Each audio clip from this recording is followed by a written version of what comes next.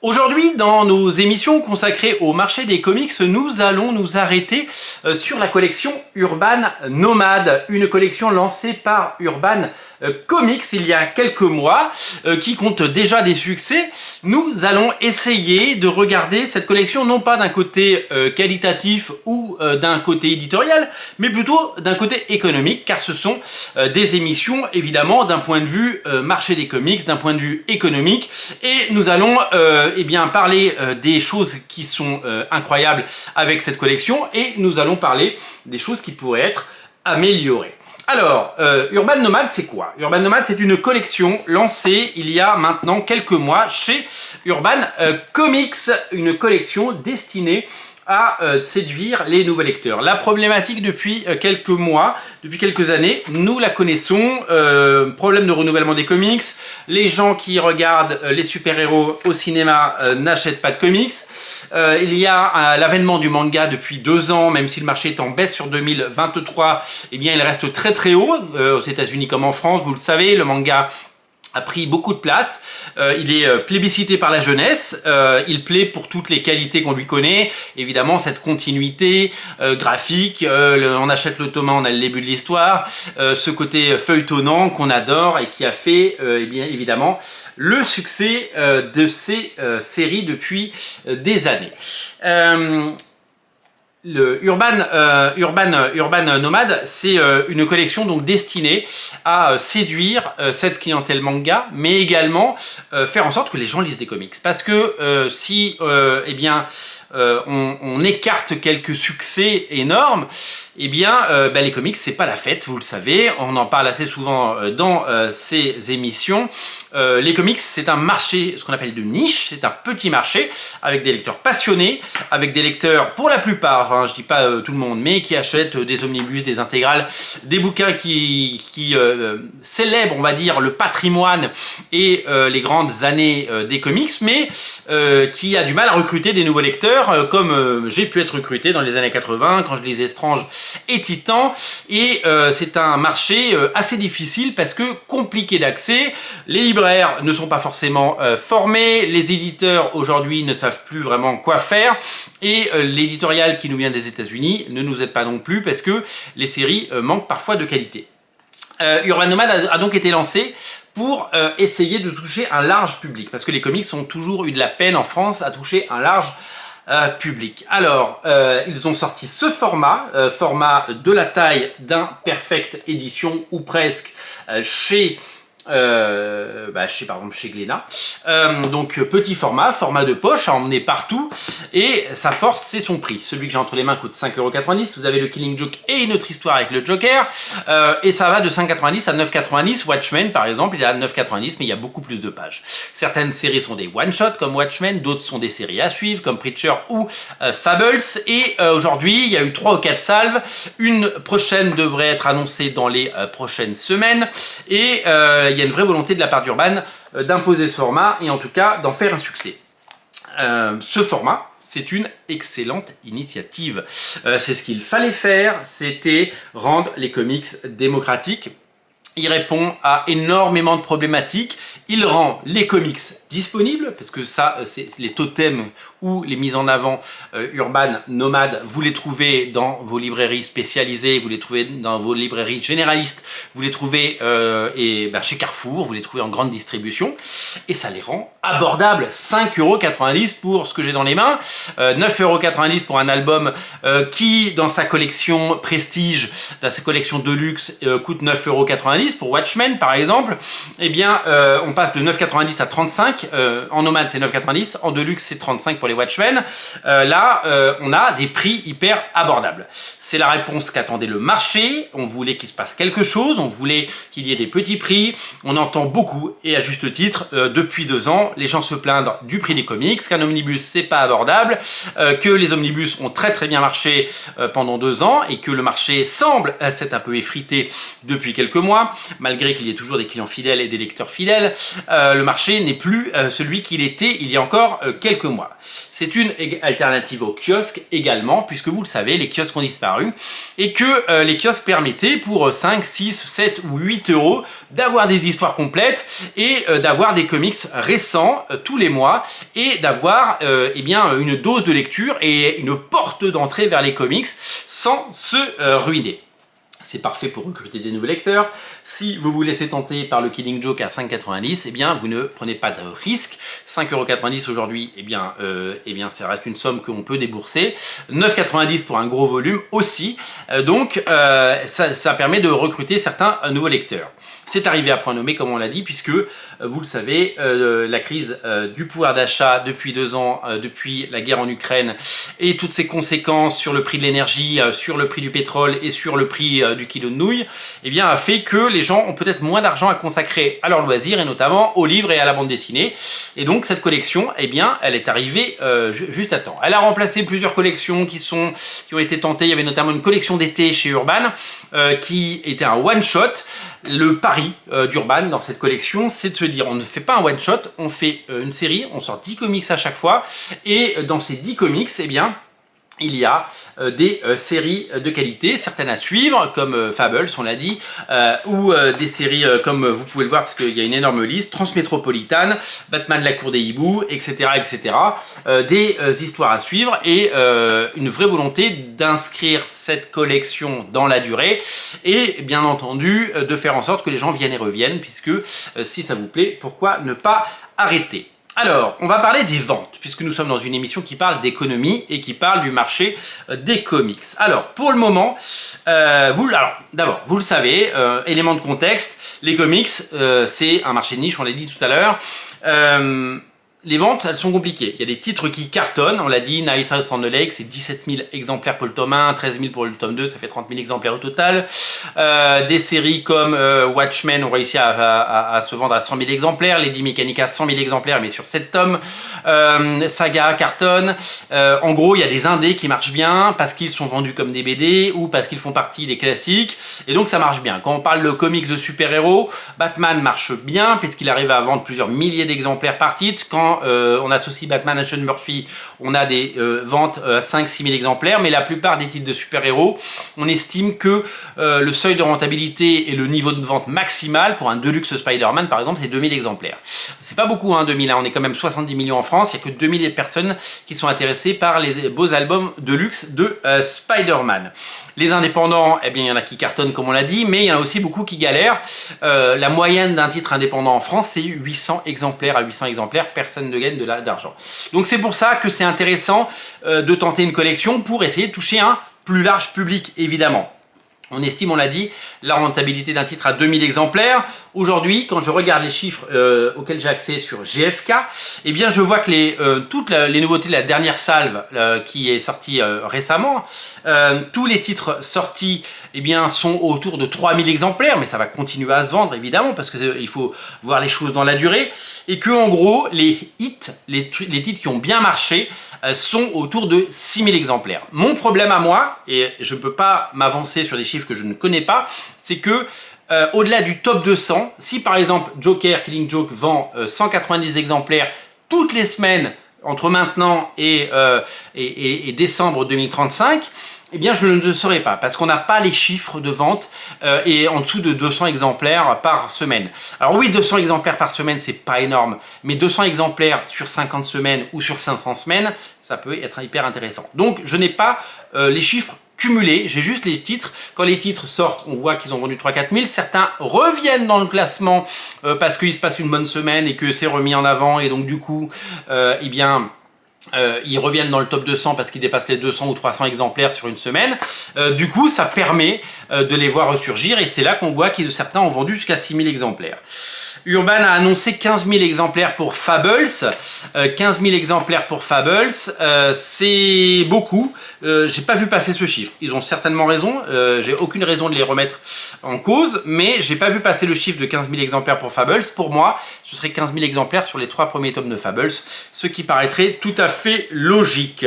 Ces titres ont été pensés, je vous l'ai dit, comme des perfect éditions. Le but, il est il n'est pas caché. Ça n'a pas été vraiment dit comme ça, mais quand on voit le format, on se dit, le but, il est de tenter, non pas d'aller chercher forcément les lecteurs de manga, mais d'aller chercher la formule qui marche. Les mangas, ça marche. Dragon Ball en perfect, c'est un succès. Les comics, les mangas, vous le savez, c'est un succès. Hein. Le numéro 105 de One Piece est sorti et c'est déjà un succès. C'est des titres qui vont se vendre à plus de 100 000 exemplaires.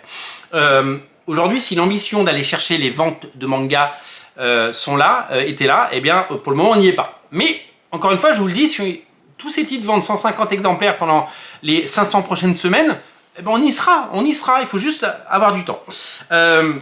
Donc pour le moment, on n'est pas sur un succès comme ça. Les volumes du manga sont pas là. Si certains titres plafonnent à 6000 exemplaires, c'est très bien, comparé aux 2000 exemplaires qui sont vendus. Mais honnêtement, aujourd'hui, un manga, vous le savez, hein, c'est du papier. Alors le Perfect Edition a du bon papier, mais c'est du noir et blanc. Ça, c'est de la couleur. La couleur, ça coûte beaucoup plus cher à imprimer que le noir et blanc. Donc aujourd'hui, le seuil de rentabilité, je ne le connais pas, mais je ne sais pas s'il est atteint sur tous les titres. Encore une fois, la collection s'inscrit dans la durée. Donc si, à l'heure où je vous parle, Killing Joke n'est pas encore rentable dans ce format, peut-être qu'il le sera dans 6 mois ou dans 1 an. Et c'est ça, évidemment, ce qu'il faut prendre en considération. Qu'est-ce que je peux vous dire par rapport aux limites? Donc, vraiment pour synthétiser, c'est le format qu'on voulait, c'est le format qu'on attendait, c'est un format qui marche, c'est un format qui séduit, c'est un format qu'on retrouve partout. Et ça, c'est hyper important. Je parlais de disponibilité des comics dans une précédente vidéo. Ces comics, ils sont dispo chez Carrefour, ils sont disponibles dans les librairies, ils seront disponibles dans les librairies généralistes. Même les gens qui ne vendent pas de comics habituellement, ils ont ça parce que ils en vendent, tout le monde en vend, tout le monde en vend, nous on en vend, tout le monde en vend. Le problème de ce format, il est super, mais les comics n'ont pas été pensés pour un si petit format. Donc, j'ai regardé, hein, j'ai pris Killing Joke, j'ai pu le lire, j'adore, et c'est chouette. Mais sur certains titres que j'ai pu feuilleter en boutique, Watchmen par exemple, ou Punk Rock Jesus, de temps en temps, ça peut paraître un peu illisible. Donc, est-ce que le format est adapté à tous les titres, alors que, vous savez, les comics, c'est dessiné sur des pages grandes comme ça, après c'est imprimé comme ça, et là, ils le réduisent pour le faire entrer. Donc, il y a un petit problème de format. Alors, vous me direz, ceux qui ne connaissent pas le format original et ceux qui disaient Nova dans les années 80 ne se posaient pas la question. L'autre problème, c'est que pour le moment, il n'y a aucune nouveauté. Ce ne sont que des rééditions de titres qui ont déjà eu du succès, comme Killing Joke, évidemment, qui est sorti chez tous les éditeurs et qui a été édité 10 fois. C'est évidemment des titres comme Watchmen, 100 000 exemplaires, c'est des titres qui ont déjà fait leurs preuves. Donc aujourd'hui, ce format exclut tout type de nouveauté, parce que les derniers épisodes de Batman par Chip Zdarsky et Jorge Jiménez, aujourd'hui, ils ne seraient pas rentables. Si Urban décidait de les sortir directement dans ce format-là à 5,90 €, eh bien, il faudrait en vendre 20, 50, 100 000 pour que ce soit rentable. Donc pour le moment, il faut se contenter de réédition. Je vous le dis, le format il est super, mais pour le moment, ça manque un peu de sang neuf et de sang frais, mais peut-être qu'on y viendra, on va en parler tout à l'heure. Ce sont les classiques qui sont évidemment édités et priorisés. Des titres déjà, voilà, la traduction a été amortie, tout a été amorti, tous les frais ont été amortis, il n'y a plus qu'à imprimer. Dans ce format-là, il y a un petit travail d'adaptation homothétique et après, ça part chez l'imprimeur et vous l'avez. Et l'autre problème, c'est que j'ai envie de dire, mais ça me concerne, mais peut-être que vous vous en foutez, c'est que c'est un titre, nous on en vend, il n'y a pas de problème, hein, tous les libraires comics ils en vendent. C'est un titre qui est adapté à la grande distribution, vous avez des totems, des mises en avant, des machins, il y a des PLV, et ça c'est génial. C'est des titres, si vous allez à la librairie près de chez vous, qui a un petit rayon BD, et qui ne faisait pas de comics avant, ils peuvent tenter cette aventure, ils peuvent prendre le totem, donc c'est hyper adapté. Mais à nous, libraires comics, ce n'est pas forcément adapté. Pourquoi? Parce que nous, nos clients, ils sont hyper spécialisés. Ils sont hyper spécialisés. Soit ils ont déjà Killing Joke et Watchmen, donc ils l'ont déjà dans la belle édition, soit il faudrait en vendre des tonnes pour que ce soit rentable. Parce que sur un titre à 5,90 €, eh bien, nous, on gagne très mal notre vie. Donc il faudrait en vendre beaucoup. On en vend, il n'y a pas de problème. On en vend toutes les semaines, on en vend tous les jours.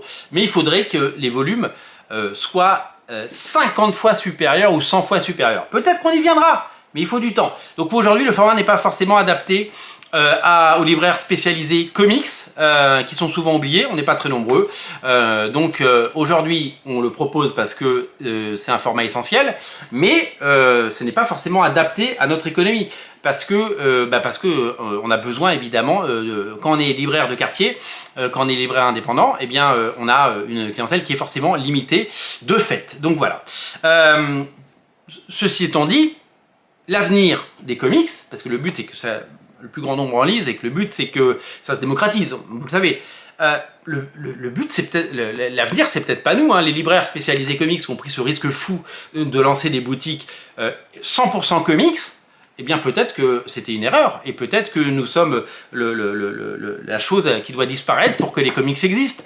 Et donc peut-être que l'avenir c'est ça, et que c'est pas nous, et peut-être que demain vous achèterez vos comics à 5,90 €, à 6,90 € ou à 9,90 € chez Carrefour, et que nous on sera plus là, mais on fera autre chose, c'est pas grave, moi j'ai un boulot à côté, ce sera notre mort, et on aura œuvré pendant des années pour les comics, et puis voilà, on aura fait ce qu'on a pu. Le problème c'est que les bouquins à 35 balles ou à 70 balles, eh bien ça coûte beaucoup d'argent, et peut-être que l'avenir c'est ça, tout simplement.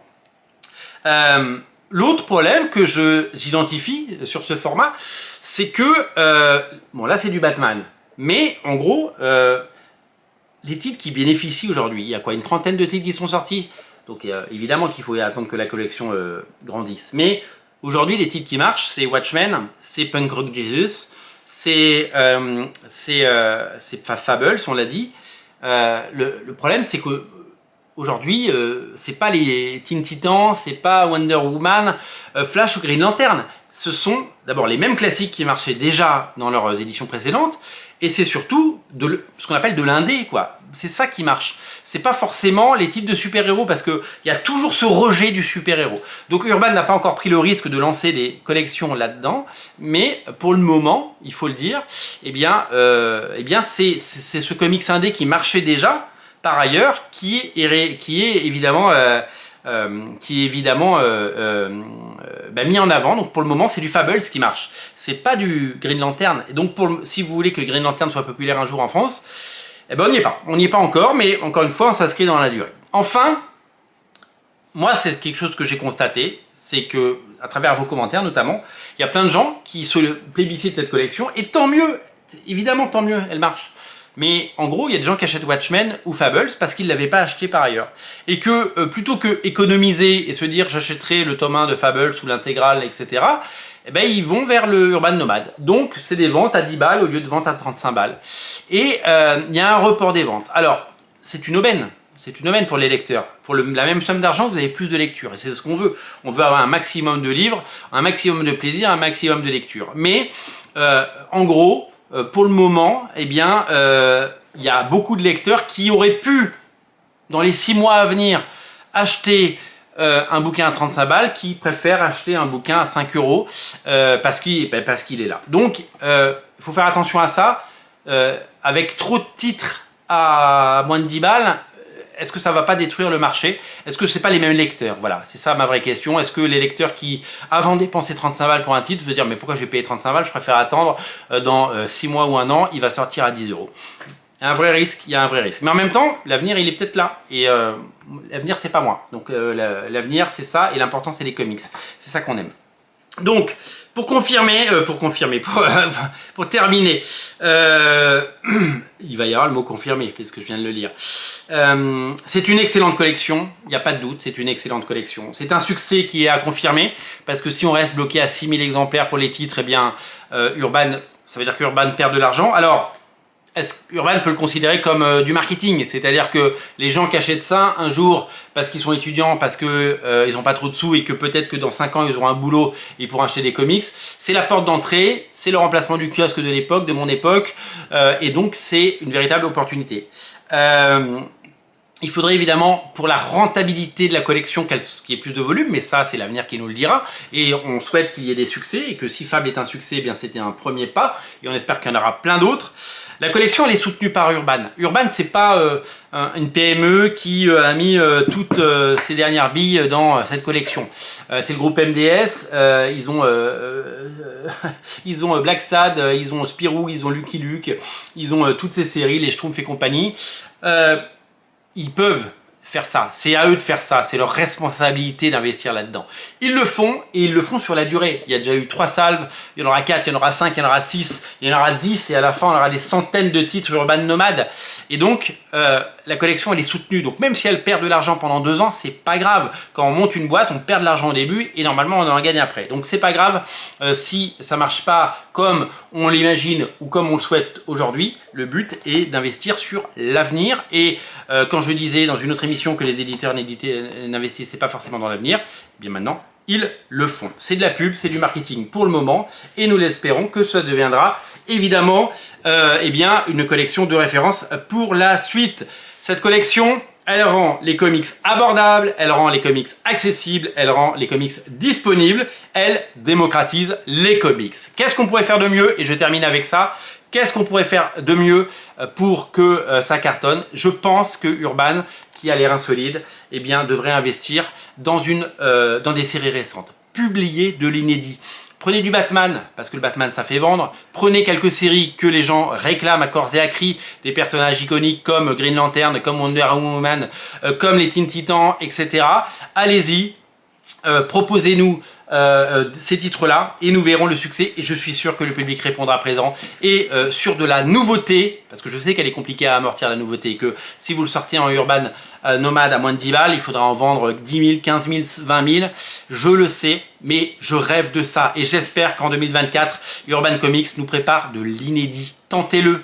Vous êtes les seuls à pouvoir vous le permettre, tentez-le et on verra les résultats et je suis sûr qu'on en vendra beaucoup. Je dis pas, cramez pas vos Sean Murphy, parce que Sean Murphy on sait que ça fait vivre, c'est le bread and butter, mais sur des séries récentes de qualité, eh bien peut-être que ça vaut le coup de se dire allez, vous le tentez dans cette collection et ce sera un succès. Voilà mon conseil du jour. En tout cas, c'est une excellente collection, une collection qui fait du bien, une collection qui rend les comics disponibles, accessibles et abordables.